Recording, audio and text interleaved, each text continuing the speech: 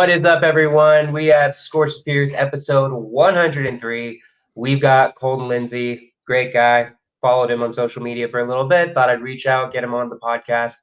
Think he could have a really cool story for us today. Colton, welcome to the podcast. Thank you for having me here today. Let's do it. I'm excited to be here and just jam a little bit for the next while. Yeah, let's do it. I'm a little bit sick, guys, so I'm going to sound a little nasally. Just is what it is. So Colton, real quick, just tell everyone what what you do in real estate, everything you've done. Give everybody a quick resume just for my audience. It's going to be tough to do everything that I've done. I started in 2005 as a real estate agent, failed miserably the first year, only sold 2 homes. Started to figure that out with a system. I think that was the key through all of my journey over the last 18, 19 years is understanding systems, which are repeatable patterns that create predictable results. By year 4, I was talking about 75 homes a year. And the challenge, though, which was very exciting because I was making good money, but the challenge that I found along the way is that most people feel is that it was still transactional. If I stopped working, the money stopped working. So I've tried really since probably about 2000 because there was years that I realized that I didn't really do much to about it. But about 2014 to about 2018, I tried a zillion different ways to try and actually step out of the rat race of the transactional real estate agent. Along that journey, I've done a lot of investing. I own commercial real estate. I've done spec homes. I own residential, which I really love. I have investments in multifamily, assisted living, very expanded on to that side of the real estate portfolio, but also I've expanded my portfolio further too when it comes to stocks and equities, Bitcoin. And right now I have about 8 different asset classes that I'm invested with.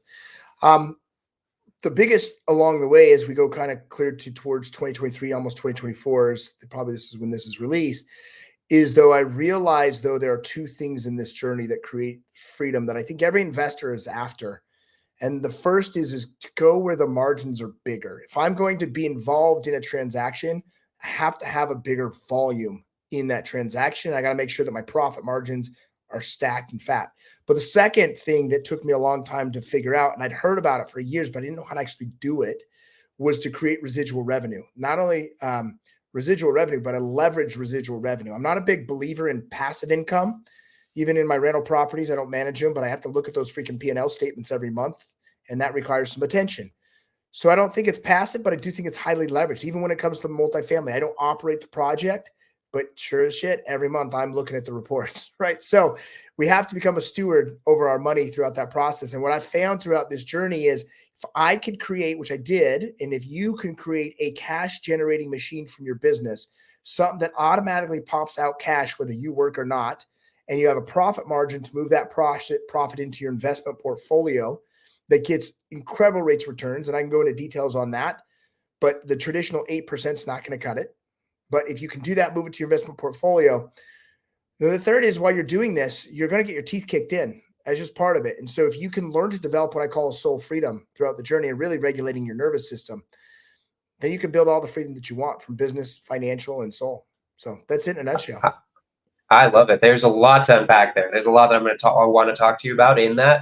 But I'm going to start with my classic question. This is Scorch the Fears, right? You're doing an insane amount of cool stuff, insane amount of real estate investing. Are you still an agent? Do you still ever do any agent stuff or not really? So I don't do with the day-to-day. I still have a license. I still am a licensed real estate agent. My book of business, I have a partner that works all of those. His name is Raiden. And so I still make money from that space because I've just built a business over the last, 18, 19 years. What I do spend a lot of my attention now at this point is I think 2 big opportunities for me in my outlier space in life, which is it's just I have to be the right place in the right time in the right stage of my career to take advantage of this, is there's an emerging economy with agent attraction and making money in what's called infopreneurship. And this is a version of it, right? You're producing content online. It generates content for people. Done correctly, you can monetize this. And so I do that in the agent space with real estate agents particularly, and I teach other agents how to do that. The 2 ways that I monetize currently, number 1 is I monetize through my academy, which is we train agents on how to build personal brands, infopreneurship products, and really build their own mentorship spaces. But the other thing is too, is with my revenue share with Real Brokerage. So I've got about almost 2,000 agents in my network there. I put about 1,800 roughly agents through my training program at this point. And so I'm still very heavy into the real estate space, but I'm not day-to-day transactional. Probably about 30%. Well, let's see. Yeah, probably 30% to 40% of my revenue is residual at this point in the business side of things. And then obviously the return on my investments when it comes to my investment portfolio. I love it. So let's talk about when you were like just starting to get into real estate, like right at the very beginning. It sounded like you had a year where you really struggled. And then eventually you started kind of finding your footing. You started doing real estate investing too. What were your fears that you were dealing with? What do you feel like was holding you back from achieving at the very beginning? Yeah, everything revolves around fear. And so there's what's called the process of manifestation. And the process of manifestation is this, is my thoughts affect my feelings or my emotions that dictate the actions, the decisions I make in life. And ultimately that is what gives us our outcomes or our results. But there's an underlying theme that navigates our thoughts or the stories inside, and that are the belief systems that we've developed or conditioned over time. And so we create a blueprint of money, a blueprint of relationship, a blueprint of health, a blueprint of so many different things. But when we look particularly in business, the blueprint that I had developed was one of scarcity. And so I had to increase my blueprint or my belief system around money. I had to believe that money comes to me easily and frequently. I had to believe that I deserve it. I had to create a secure attachment with money, which I still work on to this day, right? But then on the exit side of this is when the opportunity or when the outcomes happen from my decisions, my opportunities got bigger.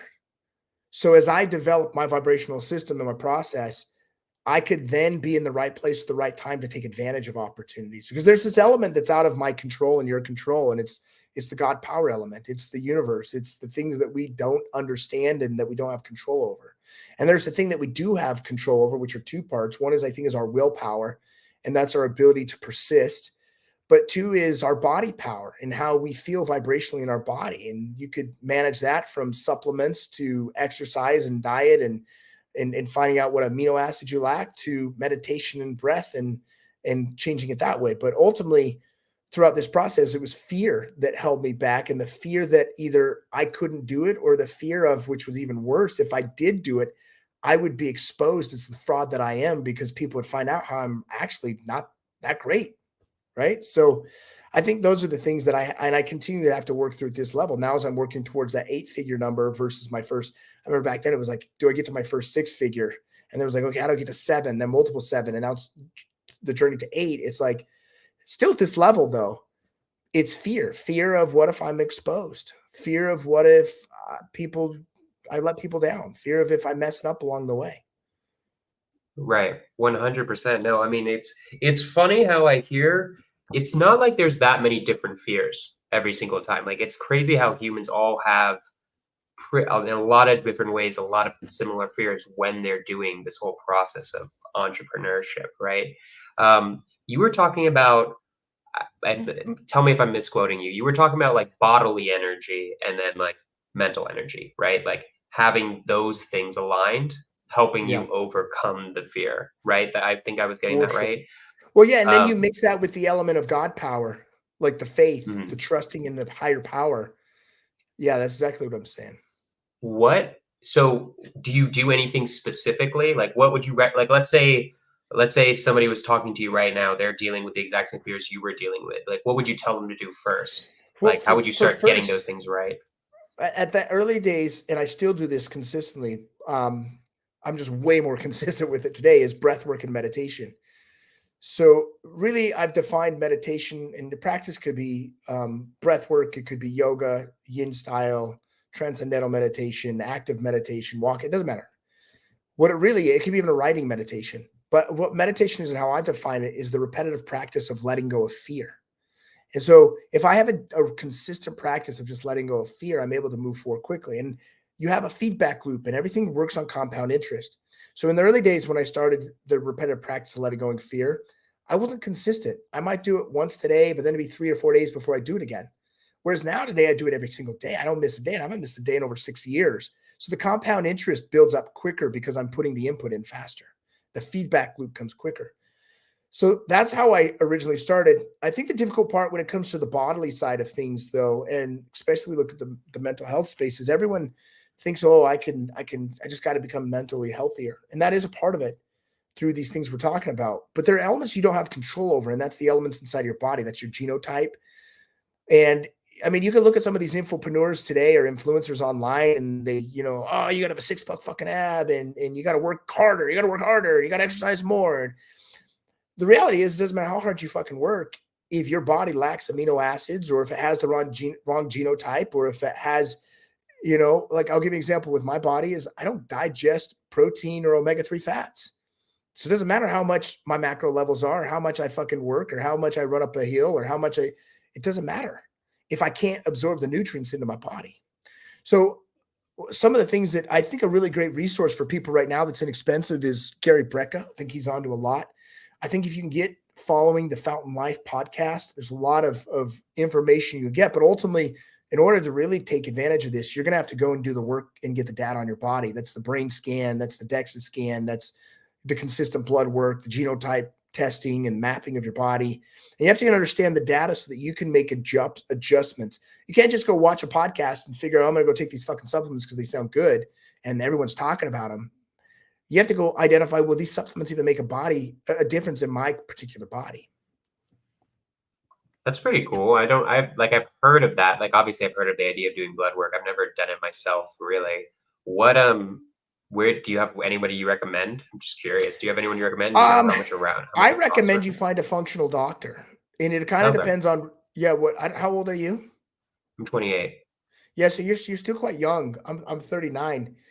But in today's society, it's starting at younger ages. The things that will get affected quickly are testosterone levels in men, but also what will get affected are the lack of amino acids to fully optimize your body.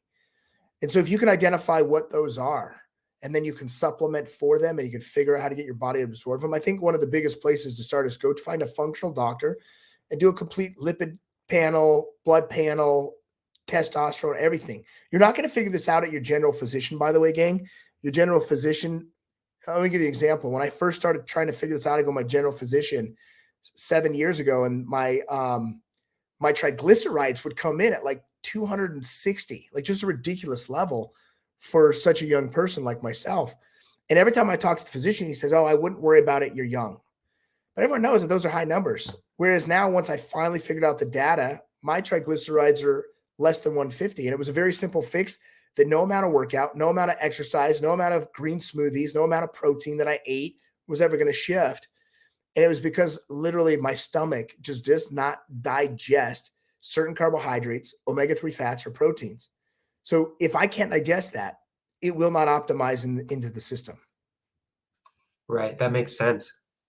So basically figuring out your body, literally, like, go to a doctor, go to a functional doctor, figure out how your body reacts to food or reacts to certain different like supplements. And then you actually know what you need. Yeah. Right. When you did that, what was the was there mental clarity? Like, what were the symptoms after you're like, oh my God, oh, for sure. I know exactly. Like year over year it compounds. I wish that there was just like this one magic moment where it was just like everything was better, but it was small stages, right? In the early days, I did what was called a pinner test, where I tested my blood to see what things caused inflammation, like rye and pineapple, which is weird things for my body. But then with time, I also would take allergy tests to see if my body was considering allergic to something. I've tried going deep on being a vegan, being paleo, all of it, right? Like, but what I really identified along the way is, okay, what is my goal? My goal is to live 100 plus years of age, not just to live that old, but with vibrancy and energy so that I can create, that I can input, that I can give. Our body is an investment. It's probably the biggest, most underrated asset that when we look at investment, we look at, okay, was this the right real estate deal? Is this the right investment to put our money and get a return on investment from? But really what generates all of this is this body, because if our body is not healthy enough to go be an asset to us, we're not going to get investing in anything. Right? And I always talk about Larry H. Miller. I'm from Utah. So Larry H. Miller was one of the most incredible investors of our time, especially from the state of Utah. He used to own the Utah Jazz, and just amazing with what he's done. But he died in his 50s. And what good is to do all of that work? And I'm not trying to downplay Larry H. Miller because he's an extraordinary human. but I don't want to die in my 50s. You know what I'm saying? And 100%. so most people, they will chase the investment game so hard, so deep that they'll give up everything else. And myself included along the way. Ways that I knew that I was doing it. In fact, in the early days of my real estate transactions, I would do it through drugs and alcohol. So just when I was able finally to make the choice to go sober, that alone made a huge difference. But think about every time you optimize your body, you're choosing to go sober just a little bit more. You're choosing to create just a little bit more clarity in the way that your body operates and the vibration that you have. I love it. I love that a lot. Yeah, man. I mean, it totally makes sense. I've been sick all week. Just like, I mean, this is a very small example, but I've been sick all week and I haven't been able to get like anything done in comparison to what I'm usually able to get done. And that's what health is, right? I mean, like I keep staying healthy. What you said already, what even is the point if you die early or if you feel like crap all the time, right? There's no point to any of it. Right. Yep. So no, it totally makes sense. And I like it. I like that. So blood panel and lipid test, functional doctor, that's for the body, right? You were talking Yep. about meditation Mm-hmm. for the mind, right? Yeah. Yeah. But you were talking about something that's kind of interesting to me because I'm used to meditation being focused on your breath, right? You were talking about meditation being focused on getting rid of fears. Is Mhm. that the same thing because you're focused on your breath, or is that something Same completely thing. different? It's the same thing. It's just a different style of practice. So a Mm, definition of meditation is a repetitive practice of letting go of fear. One of the versions is focusing on your breath, because when you're focusing on your breath, what you're really doing is you're getting present.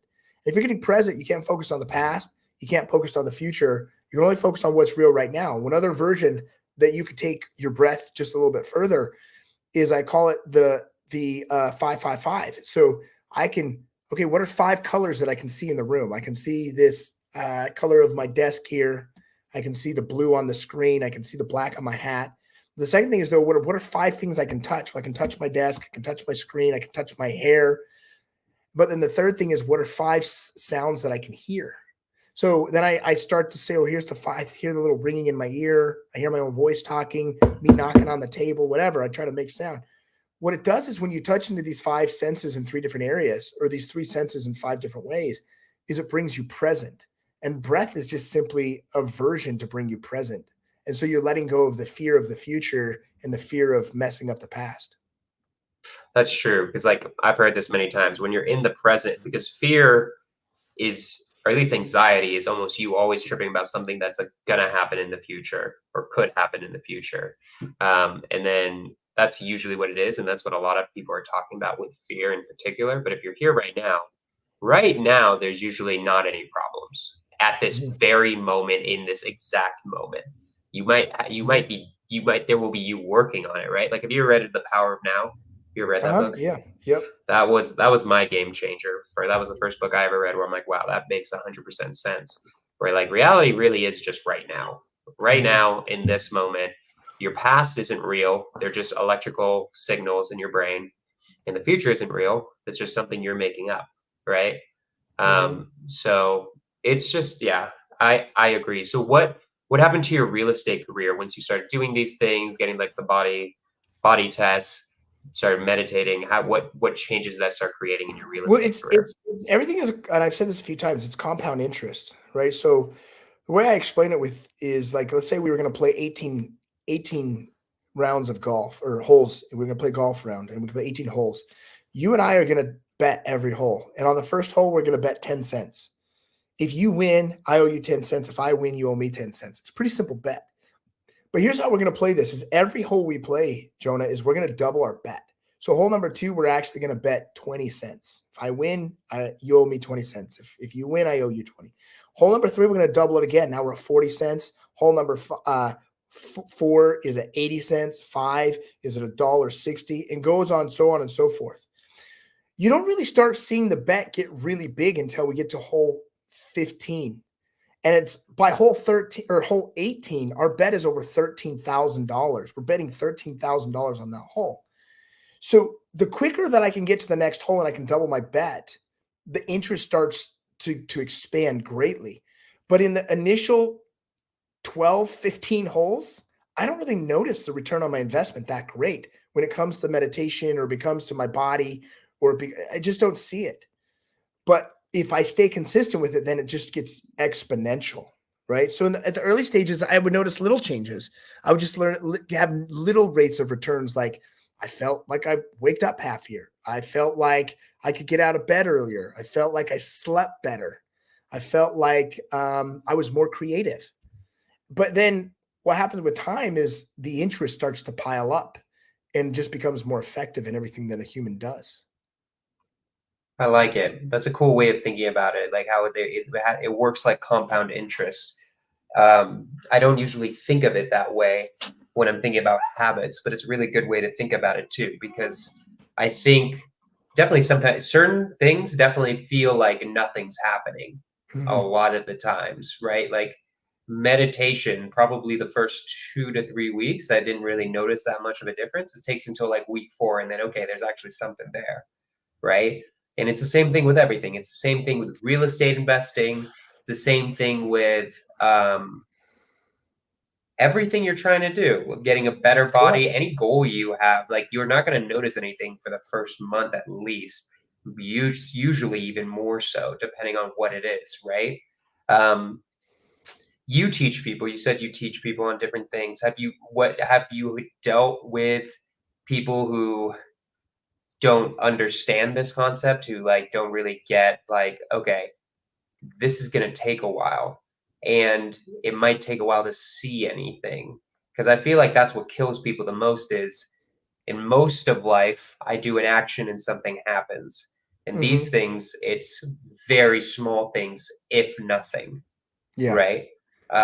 When you're teaching people, especially like teaching how to be an agent or like teaching them the other things you teach them, what like is that one of the biggest problems? And if not, what are the other problems you see Well, I people think one of deal the with? biggest problems is every human being has this innate fear that we've decided at some point along our journey that we're just not enough. The difference between those that are extremely successful and those that aren't is that they've just been able to figure out that time and use it as fuel to ignite and go forward. Now, the mistake that I've made, and I've seen a lot of entrepreneurs make, is that once I hit X amount in either my net worth or my revenue or my residual income or whatever it is, then I'll be happy. And the reality is, we live life in a fucking tunnel, meaning we think we're going to inherit this kingdom where we're not going to have any problems and everything's going to be simple and easy. But as we age, we get older, we actually just get kicked in the teeth even more, whether it's economic crisis where the interest rates go up, whether it's we made some poor decisions, we get a bad deal, whether that's a medical emergency, whether it's our own phase of life, our own changes. But the older we get, the more we age and the more experience we have in life, we just go darker into a fucking tunnel, dude. And when you're in that tunnel, though, the idea is that I can earn my way out of it. It's just not possible. The only way you can really escape that is realize how beautiful life actually is inside of the tunnel, how beautiful your life is, no matter what the shitstorm is going right now, the chaos, the ambiguity, the unknown. And be the eye of the storm, calm and present, regardless of anything, which is 10 times easier to say than do, by the way, when you have something ignite your emotion. And so it's more about what fuels our vehicle here in this life. Yeah, 100%. I remember thinking when I was starting, I was like, okay, if I just get $100,000 deal, if I get like 100K in the bank, I'm gonna be solid. I'm gonna be good. I don't have to worry about money anymore. We're gonna be chilling. And I remember that happening and then just being like, oh, that didn't actually do it at all. Because there's this, there's this, there's this, we gotta pay for this. Now there's payroll. Like it never really ends. So there's a certain point where you realize like it's all about the journey. There's no there like the destination in the end, everyone's just gonna die, right? That's where all of our ends are in the end. So you have to just be there in the journey right here, right now. So I love it, man. I want to know a little bit more about your story too, though. So let's get a little into it. You started as a real estate agent. I'm kind of curious when you started making the switch from real estate agent to real estate investor, because you're much more of a real estate investor now, even though you were an agent for a really, really long time. Yeah. When did you make that switch, and why did you make that switch? Well, I like to consider myself an investor, not just a real estate investor. I'm invested in real estate Bitcoin, crypto, stocks, equities, cash value, gold, silver, businesses, private equities, right? So I slowly started making that shift roughly I bought my first real estate deal probably in 2007, 2008 is when I first started real estate investing. My very first real estate, now as I look back, investment was a spec home that I failed miserably on back in the stated income days. And I did a one-time close in 2007 during the recession. Luckily, I got kind of lucky on that deal where the bank went out of business in the middle of it. And I had received an occupancy letter and I didn't have to make any payments on the home because the loan was in limbo. So I wasn't making any payments on the house, and I sold the house as a lease option to someone. And like 4 or 5 months in, they actually defaulted and moved out. I got to keep all their option money and all of their payments along the way, and I didn't have to pay any mortgage on it. The bank actually reached out about because I couldn't sell it for what I was into it, and they reached out for just letting me sell it as a short sell. But instead of running it as a short sale, they were just going to 1099 me the difference, so it didn't affect any of our credits that were involved. It was really wild, a super wild deal. That was my first real estate investment deal. Then I started buying rental properties, and I just expanded off that. Started buying gold and silver. Started getting involved with stocks and equities. So I just expanded little by little along the way. But what I realized along the way is that there's 5 different rates of return. There's single digit rate of return, double digit rate of return, triple digit rate of return, quadruple digit, and then infinite digit rates of returns. And so when we look at that, the majority of what investment has been trained on us in society is a single digit mutual fund, 8% IRA, something like that. And now I think that an element is that important. I use cash value whole life policies to get my single digit rate of return. It's act like becoming my own bank and just growing, a really hedge against my own stupidity. Real estate I see is that double digit rate of return. When you're putting money into a deal that you're not the operator, like a fund, you're probably going to get 16 to 20% return on your investment. When you are the operator, you can get somewhere closer to 20 to 80% return on the investment, but it becomes a more active role in the investment of how much of it is leveraged or not. It's an operation.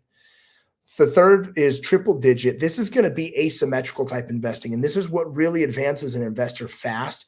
And it's a moment that they can pop. This is where if I risk $1 and I lose it, it doesn't kill me. But if I win and I'm right on the investment, I'm going to make 10 times that, right? 5, 10 times that, right? At least 100% return on my investment, ideally. But ideally 5 to 10 if I can make that happen. The challenge with this space is no one is so smart enough to nail an asymmetric every single time. So you have to diversify into this, and you have to understand that you're going to get that wrong 75% of the time, and you're going to lose. You just can't lose what hurts you. But then when you're right, you're going to make it right. And then you can start to judge deeper. Like I'm in an asymmetrical investment right now that I'm pretty deep into. If I lose the money, I'm okay. It's a few $100,000. But if I'm right, I'm going to make millions on this deal, right? And so that it's the pop effect on that. But where most people would take it is they might put a few $100,000 in the deal, but that's all the money they have. And if they do all the money they have and they're wrong, that's dangerous. They lose it all. But it's even dangerous if you put all your money in and you're right. Because if you're right, it rewards you in a behavior that you think you can go do it again. And it's only a matter of time that you'll lose it that direction. The fourth is quadruple digit. This is private equity space. This is where you're investing in businesses. And think of instead of like a fix and flip on like a home, think of it like a fix and flip on a business where you buy it under value, get the operations in place, and then you sell it at a 5 to 10x on that. That's where you really can start to get high rates of returns, 1,000% plus on those. And then my favorite though, and a lot of real estate investors love these as well, it's those arbitrage deals. It's infinite rate of return. Like let's say it's a multifamily deal. I borrowed 1.3 from the bank, 700,000 from some investors. I got no money or little money into the deal. And then I fix it up and then I sell that property for $3 million and we make $1 million to pay back the interest on the loans, right? That's an arbitrage deal. So those are the infinite rates of returns. The other way infinite rates of return works are through, and a huge opportunity right now, and you probably see this, Jonah, is in the infopreneurship space. If you can have a brand, an online brand, or you can have a brand through your space of social media that then creates data that you have control over, then you have collaboration opportunities that turn something into nothing into something, right? And it can be big rates of returns. So I don't know. Those are kind of the 5 areas when I look at those. But that kind of slowly changed along the way as well, because I knew that I didn't want to be transactional the rest of my life. I knew I didn't want to sell houses till I was 50, 60 years old. I first started making online in 2014, money online. And I've just keep going off of there into the private equity space and investing in businesses and expanding my portfolio from there. I like it. You're probably one of the only people I've ever had on here that's diversified, to be honest. I usually have people on here who's just like all real estate all day, right? Different types of real estate, right? And yeah, there's a reason why I'm not. One is I just learned from mentors, but two is I went through the last recession in 07 and 08, and I watched people worth $30, $40 million that I was trying to do deals with. I watched them go bankrupt because all of their investment portfolio was in real estate.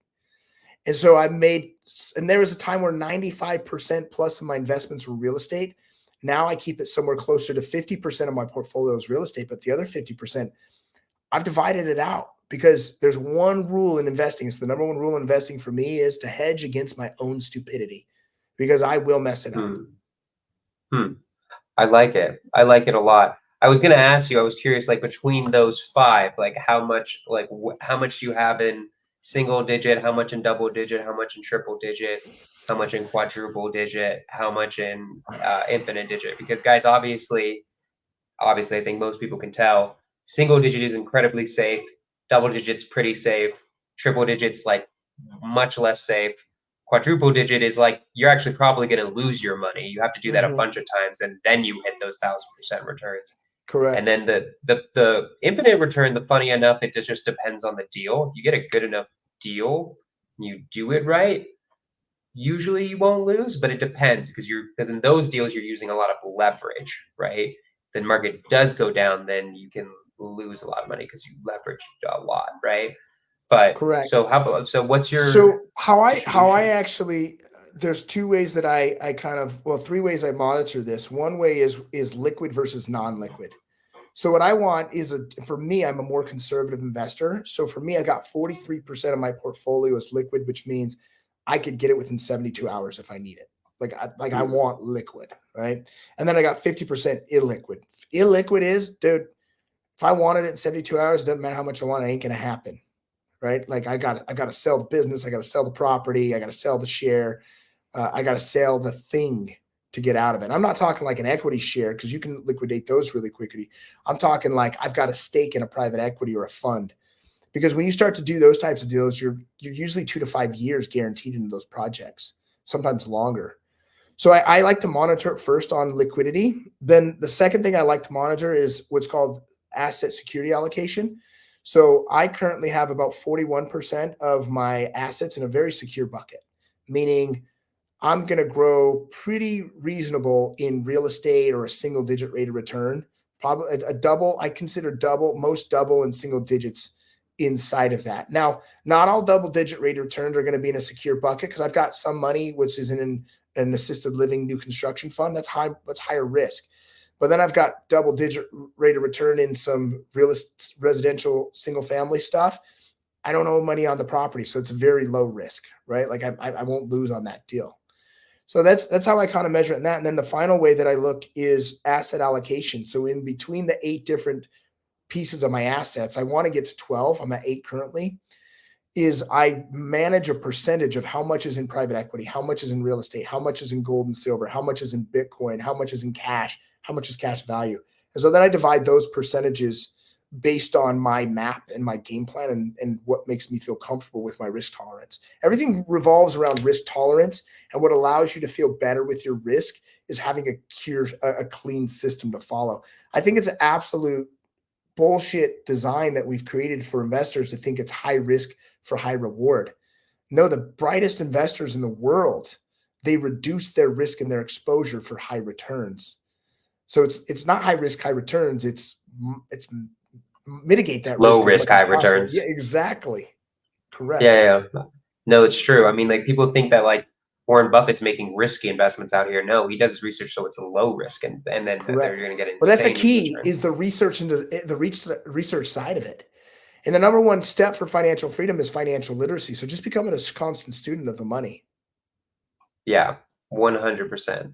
Totally agree. I really like it a lot. It's super interesting to me. Because like everybody's different, right? So like I like hearing different people's plans. I think it's good to talk about it. Like for me, I recently just like, you know what, for my own sake, this might be not the greatest financial move ever, but this is for me, I consider it like an insurance policy, my own insurance policy. I put like 100K into just a savings account where it gets like 5%, and it's terrible returns, but for me that's like a good, like, that's just always there, right? That's not going anywhere. It's not changing. What did you say Like you put I'd it in? rather A have that. savings account, or what did you put it A in? savings account, literally a savings account, a 5% interest savings account, the highest one I could find, right? Which is terrible investment. I know I could get way more money on that money, right? But for me, I would just rather feel nice knowing there's always $100,000 almost 100%. immediately So if I need it. can I give you some feedback that I think is an even safer and more optimized investment for you than just Sure, a tell savings me. account? It's called a cash value whole life policy. Okay. Now, the reason why is you're still going to get the 5% on the cash value. You're going to get the guarantee that when you die, your estate's going to get whatever the benefit of. However, what the real value is I have access to that cash as if it's just in the savings account. But it's protected. If I'm sued or if I'm under investigation or no matter what, that money can never be touched. Whereas if it's in the savings account, it's not fully protected. Your umbrella policy can't protect it, nothing protect it. Divorce can't protect none of it, right? So you have to create an account that is completely off. It's taken off, but it also is very secure, like you're talking about. So a really good I've resource on heard of that those is before. The Garrett Gunderson has a book called "What Would the Billionaires Do." It's a great book to check out in regards to it. My partner's been talking to me about it a lot. I've been thinking about it. I might do that pretty soon because I like how you can borrow from yourself on it. That's the cool part about it. Yep. That's the part where it's like, okay, that would actually be cool to, because I thought the first person I ever talked to about it was trying to sell me on it, told me I could only take like 70, 60 or 70% out. And then my friend told me of one where I could take out 90% of the value. I'm like, okay, that might Yeah, actually so be those worth it. 60-70% ones, it's just because they're trying to sell you a variable whole life policy or a universal, which is an index, it's tied to the market. In my opinion, from my experience and what the wealthiest people that I deal with do as well, is it's a guaranteed whole life. So it's going to be a set 5%, but it is a guaranteed amount. And then that you're guaranteed to receive. The problem with those universals is the premium gets more expensive the older you get. And these insurance salespeople won't tell you this shit. What they'll tell you is, well, it's a faster way to beat cash or to build cash value. Look at the model, blah, blah, blah. But what they don't tell you when you're 65 years old, that now all of a sudden your premium is 10 times more and that your Hmm. entire cash value you spent your whole life building eats it itself. Anyways, I can go off on Yeah. this I can connect you with the right people if you're interested. I probably will be. I was like thinking about like who would be the best person for it because I was thinking about it. It's just hard to. It's one of those things where like it kind of when you don't know anybody or you're not 100% sure about people, you're just like, all right, I have no fucking clue. I was just like, but anyways, so Yeah. risk tolerances, right? What do you recommend to figure out what distribution you should do? Should people just test stuff? What do you feel like? Should somebody go to a financial counselor or just Well, research it I or think I actually don't like the idea of financial counselors, especially if you're going to advisors. I mean, they're going to train you to get 8% returns and do the traditional way that eats up a lot of your returns. I think if you're going to work with someone, but you got to have a little bit more money, you could do a financial or a fiduciary, a financial fiduciary, that where you're just paying them a flat fee. They don't get a percentage of the deal. I would recommend that. But what I really recommend is a couple of books. One book I would recommend is Secrets of the Millionaire Mind by T. Harv Eker. And that book, really what you got to identify is, and there's quizzes online you can look at, but you got to look at what is my money personality blueprint? Am I a saver, a money monk? Am I a spender, an avoider? What type of, am I an amasser? And you got to identify what your blueprint is and what key things have developed your blueprint. And you're conditioned through your parenting, you're conditioned from the school you went to, the community you grew up in, the church that you attended or didn't attend, what if your parents watch CNN versus Fox, right? Like whatever, however you grew up, you have a certain belief around money. And so the first thing is I would start with that book, Secrets of the Millionaire Mind. And I would figure out, well, what is my money personality that I have currently? And what is the money personality that I'd like to believe? And I would recommend you develop one goal with your money blueprint it's really about a secure attachment with money. Because many of us, including Mm, myself, the reason why I'm a hoarder at my natural gene is because I get anxiety, like knowing that money is not coming in. I get anxiety right. if that savings account you're talking about, that starts to go lower than the number that makes my thermometer feel good, I feel to get anxiety. Whereas some people, they can run that thing down to the other direction, $100,000 line of credit and feel fine. So you have Right. to identify for you and you can look at, well, how does this make me feel? What emotions does this bring up? But that book's a great resource to begin with. I like it. I love that book. I read that book 6 months ago, and I thought it was a really good book. Oh, nice. Definitely a great one. Harv is a good dude. I did an event with him just in September. He's a really good dude. Nice. Nice. So cool. So let's talk about other stuff that you're doing, right? Or let's keep going with your story. So we hit into investing, becoming an investor in general. How did Mhm. your mindset shift from agent to like, no, no, no, I got to start owning stuff? And I'm not just going to own real estate. I'm going to own gold, silver. I'm going to own Bitcoin. I'm going to own crypto. I'm going to own whole life insurance policies. Was it just all of a sudden reading? Was there something that snapped? Was there a moment or? Yeah, I had to work on my money belief system, number one. And so Harv teaches, and this is one thing I've done for years and I've expanded off of, but he teaches what the power of declarations are.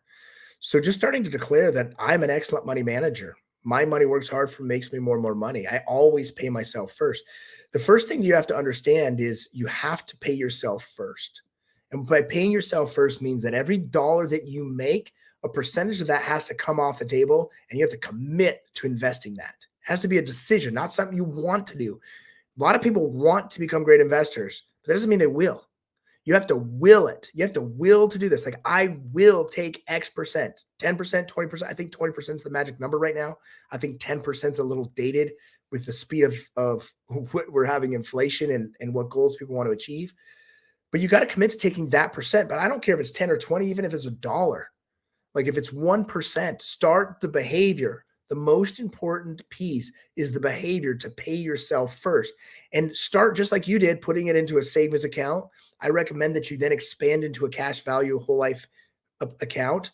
Then start with something simple. You can buy an ounce of gold for $2,000. You buy an ounce of silver for $30. You can start to buy stocks for as little as $10. You can buy it for, you know what I mean? So, I mean, I did one of my stock investments this year, which was Shopify. I'm up 150% rate of return over the last 12 months on Shopify. And I think I was in one share was like $250. I don't remember the exact number, but all of a sudden I start this behavior of putting $1 aside, $2 aside, $3. Now I have $250. I go buy an investment.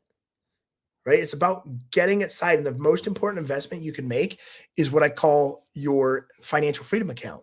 That's the pay yourself first account. So I think start there. Start by committing to put X amount aside. I think let's be clear on what investing is not. Investing is not a fix and flip. Investing, that is a business. Investing is not wholesaling. That is a business. That requires marketing to generate leads. You have to get your offer accepted. You have to convert it. You have to fulfill on it by selling it back into the market. That's a business. You're an operator in that. Investing is I put investment into it. In fact, let me define investment. It's a lump sum payment for a future income. Hmm, I like it. It makes sense. What do you consider it kind of? Because in my head, that what you're talking about is the difference between like active income and passive income, right? Yep. Like Yep. where it's there's active income like wholesaling and fix and flipping, where it's like Yes. I'm putting in my time and I get big checks. Right. While what you're talking about is I put in big checks and then I get continuous smaller checks Correct. forever, Correct. right? And there's a whole Um, science and formula to putting in big checks to get payments forever. right. And those payments in forever ideally need to equal one of those levels of rates of return. One of the most commons is going to be in your double digit rate of return. Right. Sorry, what do you mean your commons?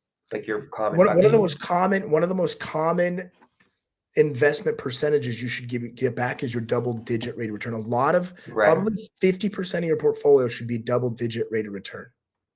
So where do you feel like people should go out for double digit returns, right? You and me are more knowledgeable because we're investors, right?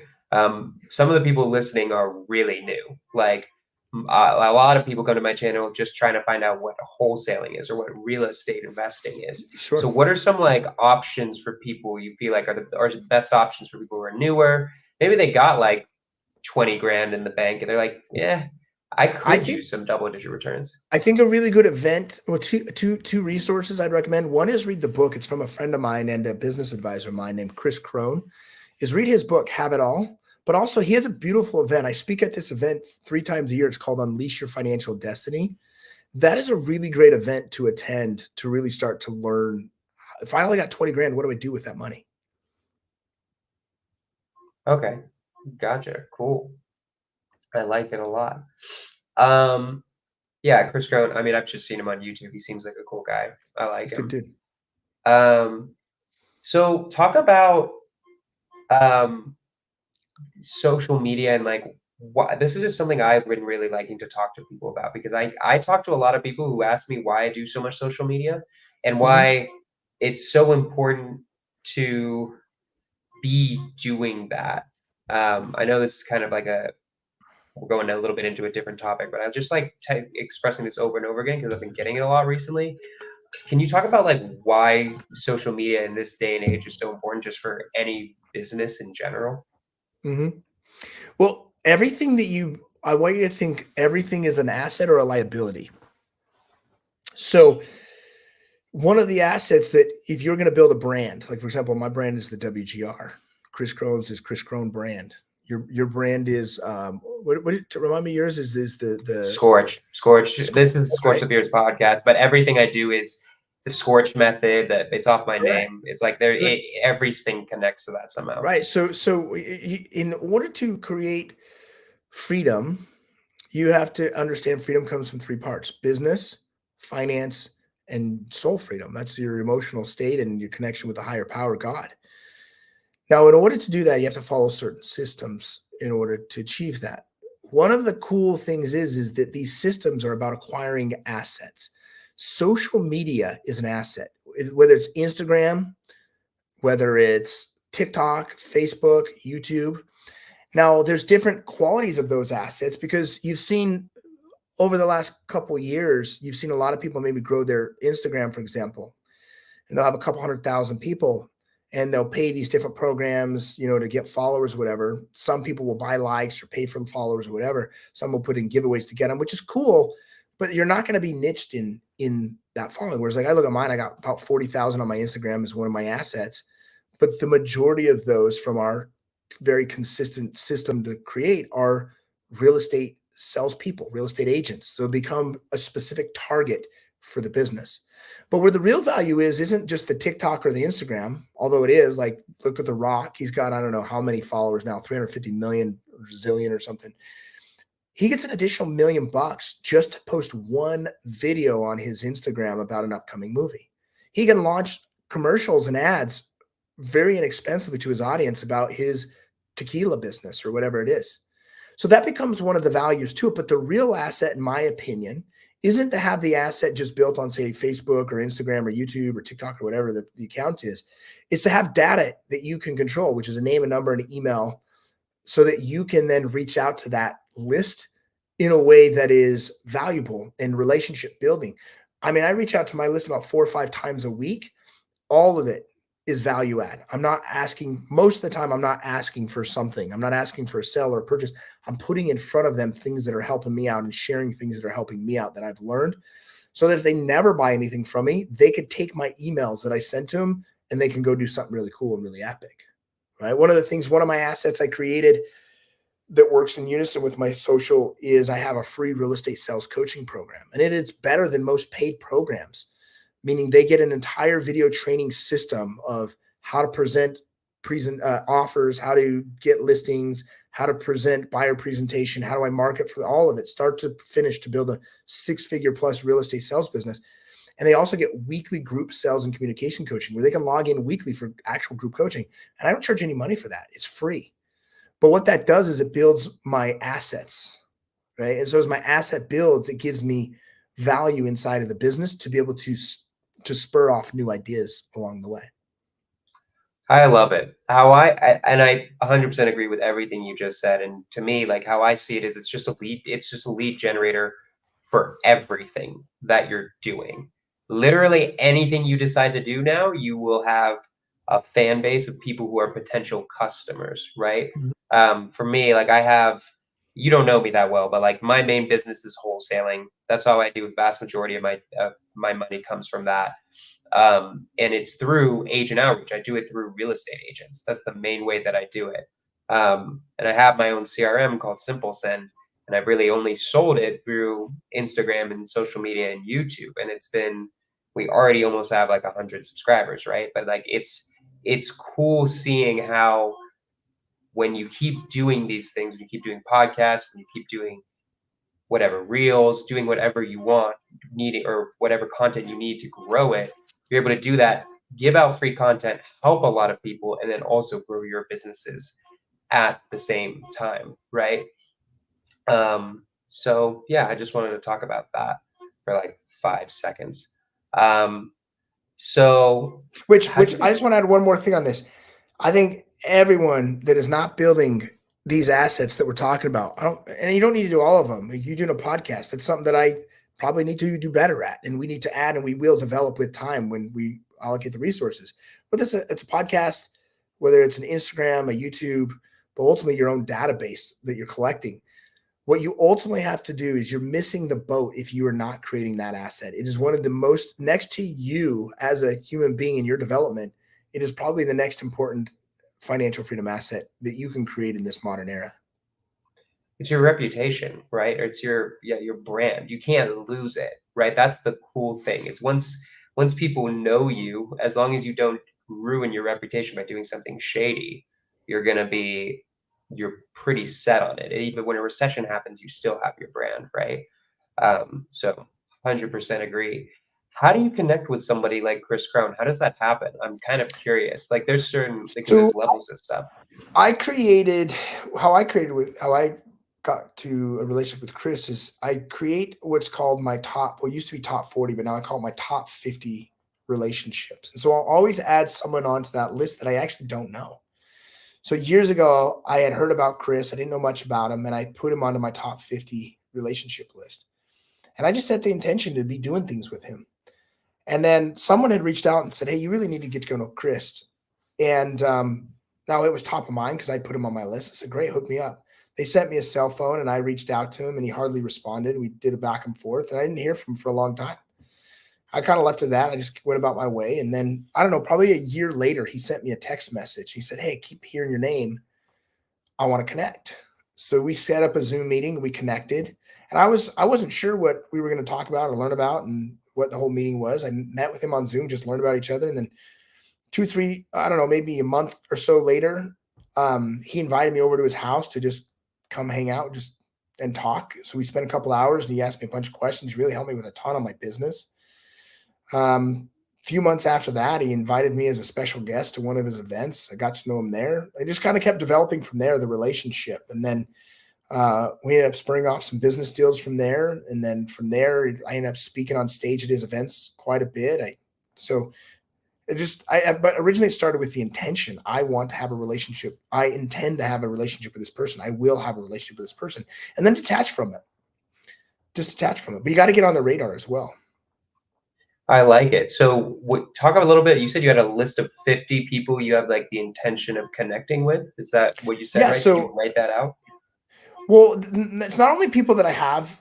Yeah, I wrote it out. I actually have it in my CRM. I use Go High Level. And so I put their name and whatever information I have from them on in there. And I look at that list often, and I'll figure out ways how to reach out to them. So I did that with JP Sears, the comedian. I didn't continue to develop a relationship with him long term. Alex Hermosi, I spoke that into my reality, met with him and Layla and went to a mastermind with them that was just awesome in October. So And so as I continue to do that and create that, I put these people on the list. And sometimes those relationships will develop further. Sometimes they won't. and I don't have control of that. So I have to detach from that. Like my relationship with Alex and Layla really hasn't expanded since then.